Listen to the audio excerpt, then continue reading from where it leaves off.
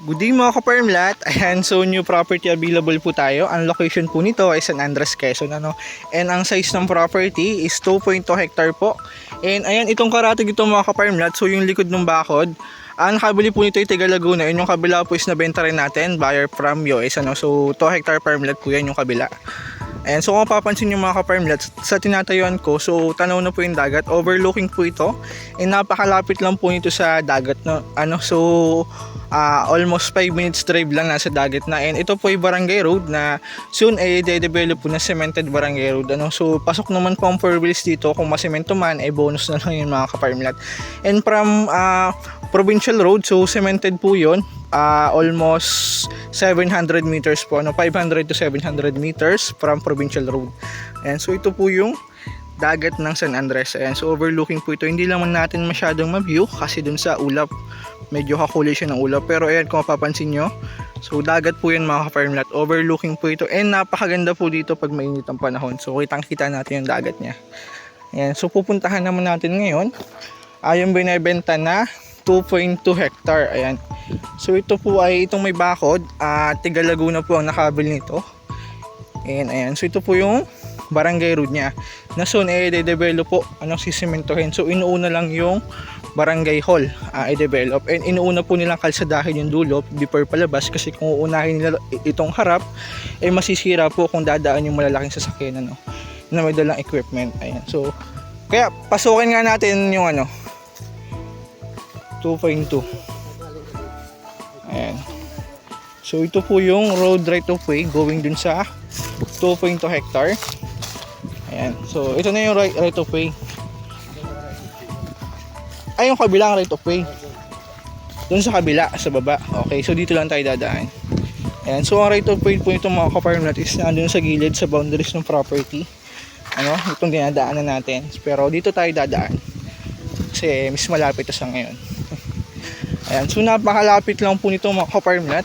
Estimate ko is almost 40 meters lang, parang barangay road. So napakalapit lang po, and ayan, napakahangin.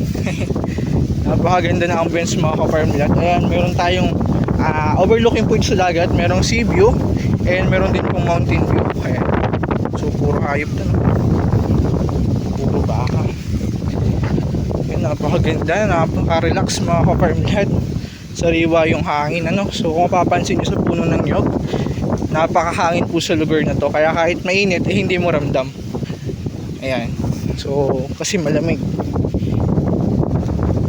Sarap. Yun yung dagat.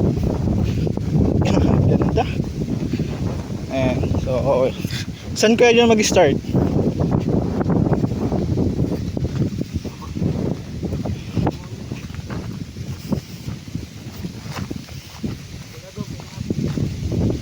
Mula dito pataas. Itong nyug na to dala, hindi? Itong nyug dala. Ayan. So ito yung mga ka-Permlat, yung nyug na nakikita nyo mula dun sa may aroma ng puno na yun.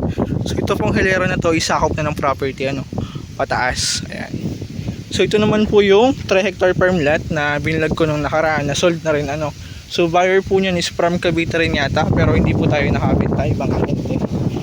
Ayan. So ito yung nyug na yan, dala na. Ito pataas. O yun, may tanim pa na siya. Ayan, so dito mga ka-Permlat, sa part na yan, so overlooking po yan sa dagat, and ito yung mountain view. Ayan, kung mahilig ka sa nature, matutuwa po kayo dito. Napakaganda, nakaka-relax, taas ng hangin. And ang kagandaan dito mga ka-Permlat, napakamura lang po nito.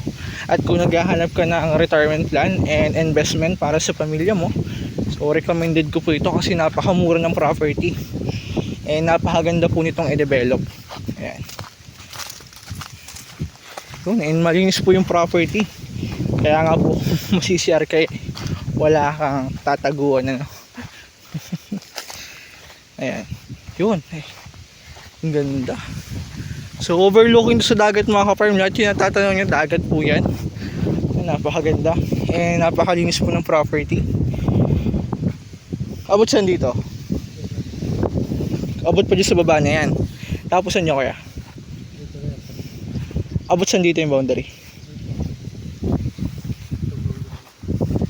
Pahaba pala siya, ano? Oo, baba. Ayun yung barangay road, yung may baka na yun. Yan, okay lang. Yun yung right of way natin. So yun, dito po yung right of way nyo mga ka-farm lot. Estimate natin is nasa 50 ano, 50 meters more or less, mga 40 to 50. Ayan, so yun po yung road right of way. Ito nakikita nyo, so ito na po yung property pataas. So may mga tanim po itong nyog. Ayan, ganda oh. Ayan, so ito po yung dagat, zoom natin. Ayan, ito po yung sea view mga ka-farm lot. Ayan, so dagat po yan, yung napapansin nyo na yan. Ayan, so ito yung ulap. Kung mapapansin nyo, ayan, so dagat po yun mga ka-farm lot. Ako, napakaganda po sa lugar nito. Napakahangin, nakaka-relax. Ayan. Kaya ako naghahanap ka ng retirement plan, mahilig ka magtanim. Ayan, so tamang-tama po ito. Kasi walang gasino tanim, so pwede tayo na yung magtanim, ano. Ayan, and kung naghahanap ka ng investment para sa pamilya mo, so recommended ko ito mga ka-farm lot kasi napakamura po ng property. Ito, maganda tong tayo na to, ano. Kung binibenta yan, mas malawak yung tanaw niya sa dagat. Yun, maganda magtayo ng rest house. Kaya lang, hindi na sakupin, ano. Dagat yun, malawak ang tanong niya sa dagat. Yun ang maganda abangan natin pag ibebenta. Yan. So ito nilalakaran ko mga ka-farm lot. Bali sa ako po ito ng property. Ayan. So 2.2 hectare po ito. Yan kagandahan dito mga ka-farm lot. Ano, so kitang kita mo yung mga boundaries. Ayan. Kasi napakalinis po ng property. Ayan.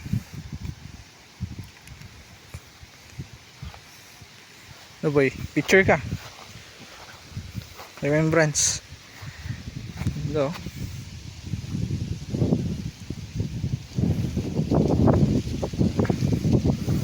Kaka-relax. Mamaya pupuntahan natin yung 3 hectare ano. So yun mga ka-farm lot, bali may second property po tayo. 3 hectare farm lot po yun and napakamura din. Bali karatig lang din po ng lugar na to. Ng property na to. Yan, so pupuntahan natin mamaya. And ito po yung nasakop niya na Nyugan. Ayan, so kasakop po ito ng property mga ka-farm lot. Ayan, so ilang puno din po ito. Hindi lang natin ma-estimate kung ilan. So walang saktong bilang ano.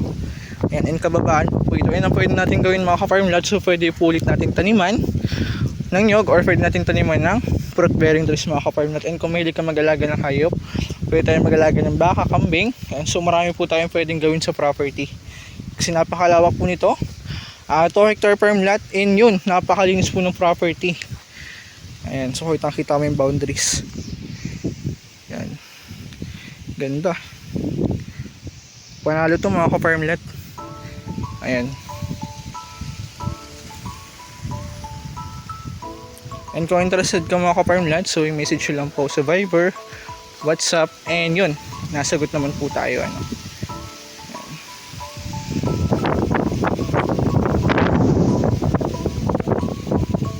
In yun mga ka-farm lot, bali nandito po ako ngayon sa second property. Ano, so ang size po nito is 3 hectare, bali almost 300 meters lang po ang distance nito doon sa first property natin na 2.2 hectare. And ito po yung frontage niya, medyo maliit pero ang good thing dyan mga ka-farm lot, along barangay road po ito, so no need na natin kumuha ng right of way niya. Ano. So barangay road to mga ka-farm lot, and ito yung dumikit sa kalsada. Ano. So almost 6 meters po yan pababa. And yun, papasukin natin yung property niya. And so itong nilalakaran ko, ito po yung dumikit sa kalsada. Ano. So dala natin tong nyog na to, itong hilera na to. Babaybayan dito mga ka-farm lot. Yung kabila, iba na po ang may-ari. Ano. So ito yung sakop ng property natin. Ayan. So 3 hectare farm lot po ito, Nyugan. Ayan. And ang kagandahan dito mga ka-farm lot, may generated income na yung property kasi may nyog. In yun mga ka-farm lot, napakamura lang po nito kung naghahanap ka ng retirement plan and investment para sa pamilya mo. So recommended ko po ito. Bali 3 hectare farm lot yung mga ka-farm lot.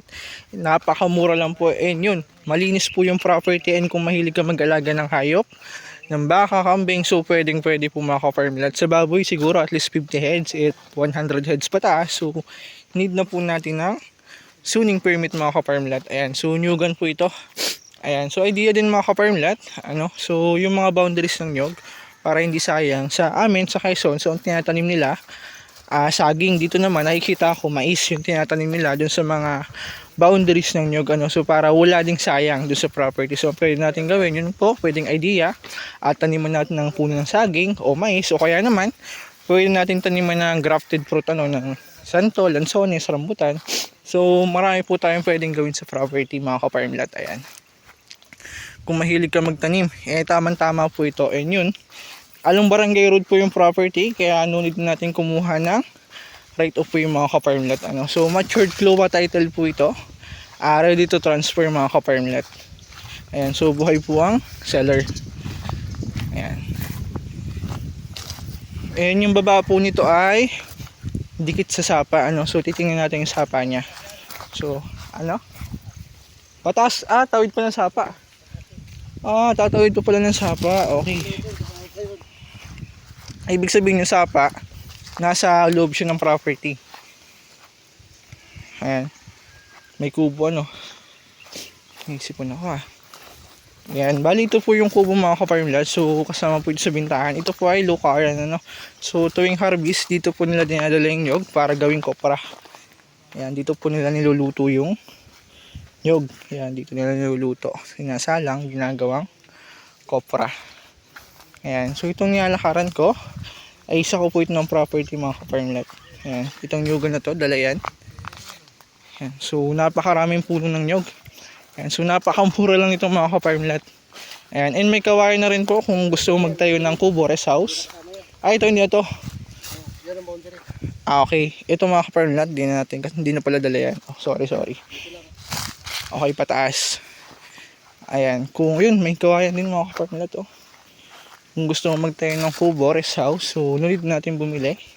Kasi may kawain na po Yan, pataas po ito mga ka-farmlat, titingnan din natin. Ayan, tanawan. Ayun, so dagat po yun mga ka-farmlat. Hindi na lang tanaw dito Ayan.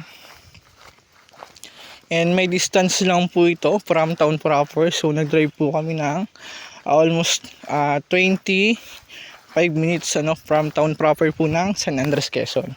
And so from Manila, may distance po ito na 7 hours drive para Manila. So siguro pag inopen yung TR4 project, possible malis po yung travel time niya na at least mga 2 hours So pag na-develop yung TR4, so ang tagos niyan, ang labas na natin ay Lopez na. Ayan. So from Lopez, 2 hours drive na lang po ito going to San Andres, Quezon. Ayan, so ito yung sapa.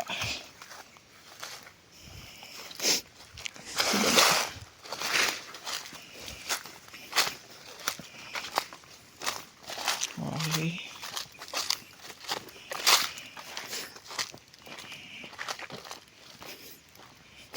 Yun, may tubig.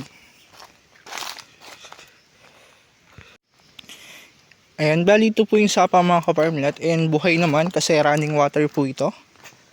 Ayan. So buhay yung tubig niya Ayan, kung gusto mo mag-alaga ng hayop, livestock. Ayan, tamang-tama itong mga ka-farmlat kasi may source ng tubig So yun po yung nabanggit ko kanina, pwede tayo mag-alaga ng baka, kambing.